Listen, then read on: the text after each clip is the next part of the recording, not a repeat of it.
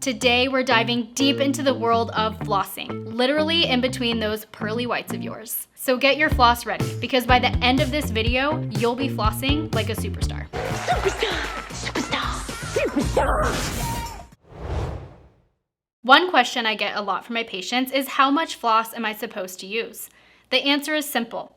You go from your fingertips and then end at your elbow.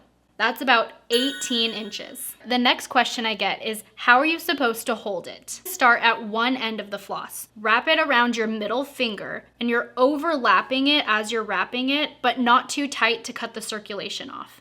Then I can use my index finger and my thumbs for leverage. I'm gonna repeat the process with my other hand, but instead of grabbing it at the end, I'm gonna go closer to where my other middle finger is, and then just simply wrap it around there. I want about 1 inch left in between each fingers. You can never get an exact measurement. If I give myself too much string, super string, then it's hard to navigate where I'm going in my mouth. The closer you get to the other hand, the better. So textbook way is to use your index fingers for your bottom teeth and your thumbs for your upper teeth. Pinching the floss with your index finger and your thumb and pulling it pretty tight so that you have good leverage against the side of the tooth. The goal of flossing is to get oxygen under the gum. It's not just to pull food out from in between your teeth. Gotta flossy Indian food out of my teeth if I'm gonna eat Chinese.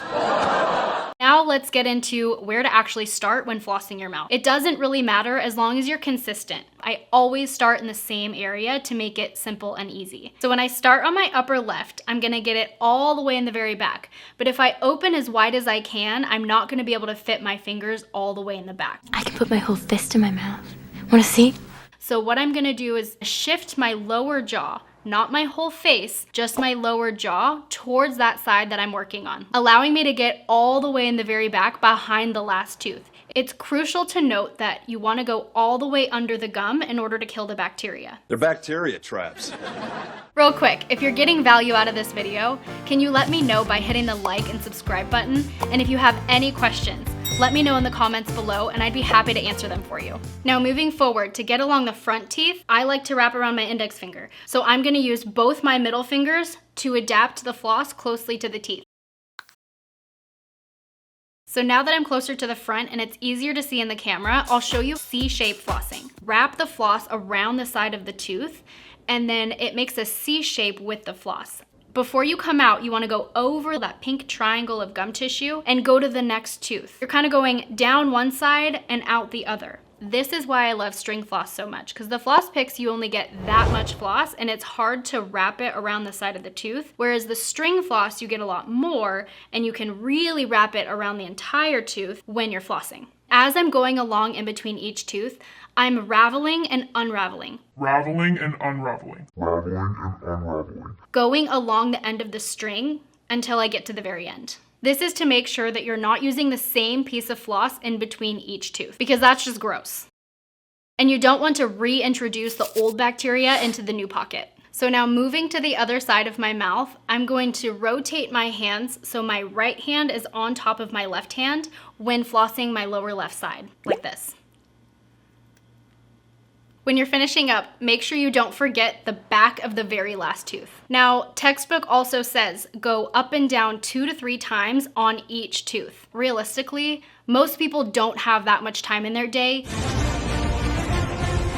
So if you can aim to go up and down once on the side of each tooth, it's better than nothing. And you're still getting oxygen under the gum. As I mentioned earlier, the C-shaped motion is very important, but if you have a tight space in between your teeth and it's hard for you to get the floss in, that is the only time it's okay to use a seesaw motion, just to get the floss in between the contact, and once you're in, then you're gonna go up and down on each side of each tooth. The reason why is because you can wear down your enamel. I've actually seen this on patients where the x-rays had divoted out enamel pieces in their x-ray from flossing in a seesaw motion. Nobody wants that to happen. Watching yourself in the mirror when you're flossing is so important to make sure that you don't miss any spaces and that you can correctly adapt the floss around the side of each tooth. Once you're done with flossing, rinse with water and follow it up with brushing to alleviate that throbbing sensation you'll feel in your gums. Rinse, swish!